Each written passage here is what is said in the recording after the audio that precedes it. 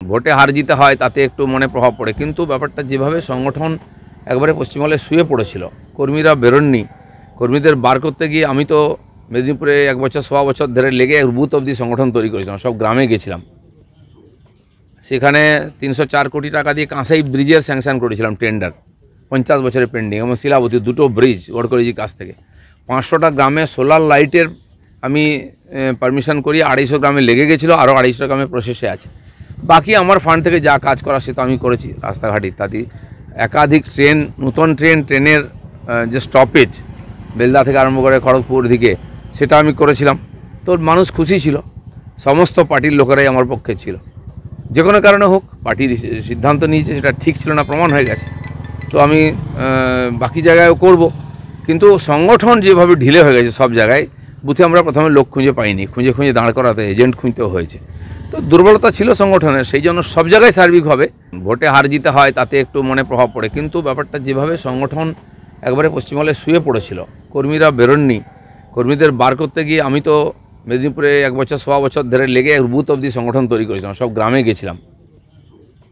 সেখানে 304 কোটি টাকা দিয়ে কাঁসাই ব্রিজের স্যাংশন করেছিলাম, টেন্ডার 50 বছরের পেন্ডিং, এবং শিলাবতী দুটো ব্রিজ গডকরিজির কাছ থেকে। 500টা গ্রামে সোলার লাইটের আমি পারমিশন করি, 250 গ্রামে লেগে গেছিলো, আরও 250 গ্রামে প্রসেসে আছে। বাকি আমার ফান্ড থেকে যা কাজ করা সে তো আমি করেছি, রাস্তাঘাট ইত্যাদি। একাধিক ট্রেন, নতুন ট্রেনের যে স্টপেজ বেলদা থেকে আরম্ভ করে খড়গপুর দিকে, সেটা আমি করেছিলাম। তো মানুষ খুশি ছিল, সমস্ত পার্টির লোকেরাই আমার পক্ষে ছিল। যে কোনো কারণে হোক, পার্টির সিদ্ধান্ত নিয়েছে, সেটা ঠিক ছিল না প্রমাণ হয়ে গেছে। তো আমি বাকি জায়গায়ও করব, কিন্তু সংগঠন যেভাবে ঢিলে হয়ে গেছে সব জায়গায়, বুথে আমরা প্রথমে লোক খুঁজে পাইনি, খুঁজে দাঁড় করাতে এজেন্ট খুঁজতেও হয়েছে। তো দুর্বলতা ছিল সংগঠনের, সেই জন্য সব জায়গায় সার্বিকভাবে আমাদের ভোট কমেছে এবং হার হয়েছে। আরেকটা জিনিস হচ্ছে যে এই যে বিকশিত ভারত থেকে শুরু করে মোদি গ্যারেন্টি, এই যে সব কথাগুলো বলা মানে প্রচারে নিয়ে এসেছিলেন, তার থেকে কি রাজ্যের শাসক দল তাদের যে প্রচার ছিল, আদৌ কি এই মোদি গ্যারেন্টি, বিকশিত ভারত, এগুলো কি সাধারণ মানুষের মধ্যে দেখিয়ে ছিল? মোদিজি রাজনীতি বা বিজেপির রাজনীতি হচ্ছে রাষ্ট্রের স্বার্থে, বাকি সব জায়গায় পার্টির স্বার্থে, ব্যক্তি স্বার্থে রাজনীতি হয়। পশ্চিমবাংলায়ও তাই হয়েছে, ভোট কিনে নাও, ইলেকশন জিতে যাও, তারপর 5 বছর লুট করো, সেই চলেছে, আগামী দিনেও চলবে।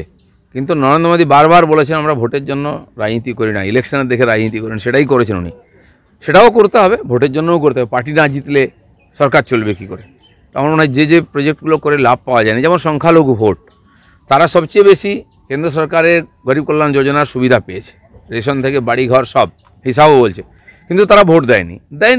আমরা চেষ্টা করেছি সবার জন্য, সবকা সাথ সবকা বিকাশ স্লোগান, সবার জন্য কাজ করছে বিজেপি। সবাই ভোট দেবে এরকম নয়, কিন্তু দেশকে এগিয়ে নিয়ে যেতে হলে সবাইকে উন্নয়নের ধারা তার বাড়ির মধ্যে পৌঁছে দিতে হবে। কাঠিবাজি চক্রান্ত হয়েছে আপনাদের আসন কমে? আমি বলিনি, আপনারা জিজ্ঞেস করেছেন তাই। কাঠি রাজনীতি হবে না, কাঠি কোথায় হবে?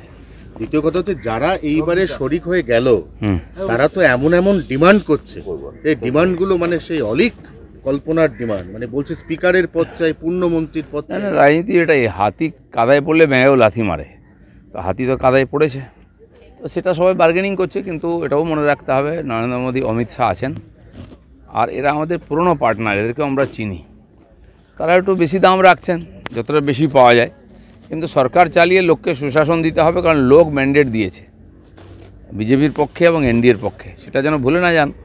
আঞ্চলিক দল সবসময় নিজের কথাই ভাবে, তারা ইতিহাসই বলছে ওদের অনেক আমাদের পার্টনার ছিল, অনেক পুরনো, আমরা কাউকে ছাড়িনি, অনেকে নিজের স্বার্থে ছেড়ে গেছে, আবার নিজের স্বার্থে চলে এসেছে, এসব চলতেই থাকে। দাদা, গত 10 বছর ধরে মোদির একটা মিশন ছিল, যার নাম ছিল বিকশিত ভারত।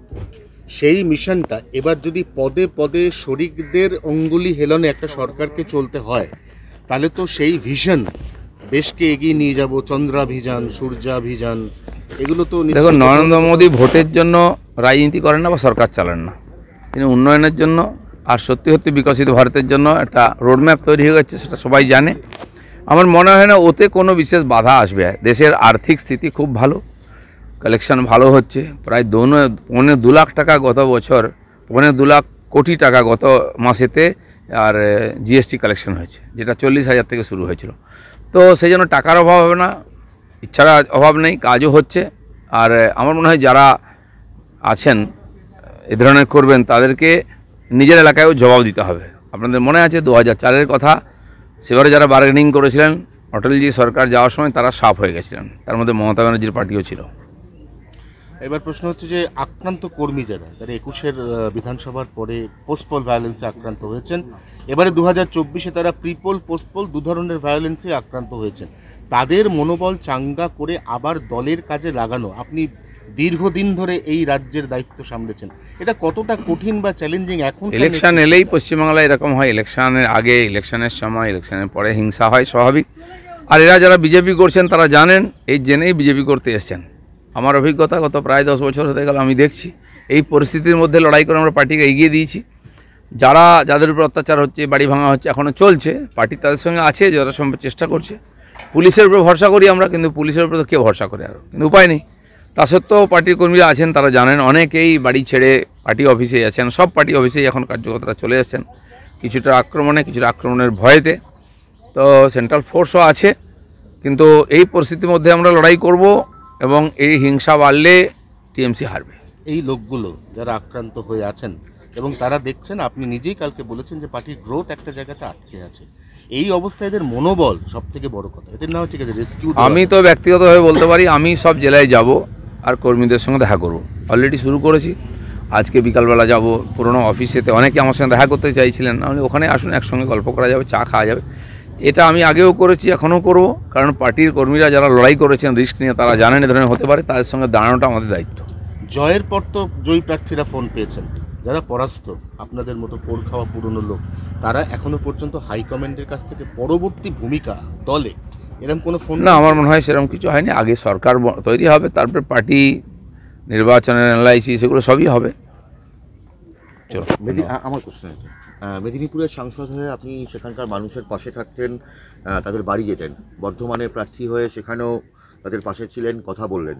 পরাজয়ের পর আপনি এবার কোন এলাকায় যাবেন, কোন এলাকার মানুষদের পাশে থাকবেন, কোন এলাকার নেতাকর্মীদের সঙ্গে দলীয় বৈঠক করবেন? দেখুন, আমি সব জায়গায় যাব। মেদিনীপুর থেকে ওরা ফোন করছিল, কারণ সে আরও হেরে গেছে, মনটা খারাপ, তার ধারণা ছিল দিলীপ দা থাকলে আমরা জিতে যেতাম। তো আমি সেখানে যাব, সবার সঙ্গে দেখা করব। বর্ধমানে আমি লড়াই করেছি, আমার কর্মীরা সঙ্গে ছিলেন, সেখানেও সমস্যা হয়েছে। কাল রাত্রেবেলাও রাত অবধি ফোন এসছে, অনেক জায়গায় ঢিল মারা হচ্ছে, বাড়ি ভাঙা হচ্ছে, কর্মীদের মারা হচ্ছে। আমি সেদিন 8টা অবধি ছিলাম, দেখে এসেছি। কালকেও রাত্রেও তাই চলেছে। বর্ধমানেও যাব আমি 16 তারিখ। বর্ধমান আমার মেদিনীপুর নয়, আমি রাজ্য সভাপতি হিসাবে পুরো প্রদেশে ঘুরতাম, সব জায়গায় সমস্যার সমাধানে ছিলাম, লড়াইয়ের জবাব দিতাম। সে আমার ভূমিকা থাকবে, পার্টি আমাকে দায়িত্ব দিক বা না দিক, আমি যতদিন রাজনীতিতে থাকবো কর্মীদের সঙ্গেই থাকবো। শেষ প্রশ্ন, 3 জন প্রার্থীর নাম বলছি, কীর্তি আজাদ, মোহাম্মদ ইউসুফ পাঠান এবং তার সঙ্গে রচনা ব্যানার্জি। এদের আগামী দিনে দেখা যাবে আর এলাকায় পার্লামেন্টে? না, দেখুন, ইতিহাস তো বলছে উল্টো। আমরা দেখেছি এর আগে অনেক সেলিব্রিটি প্রার্থী ছিলেন, তাদেরকে পরের বার টিকিট দেওয়া হয়নি। মনমোহন সেন ছিলেন, সন্ধ্যা রায় ছিলেন,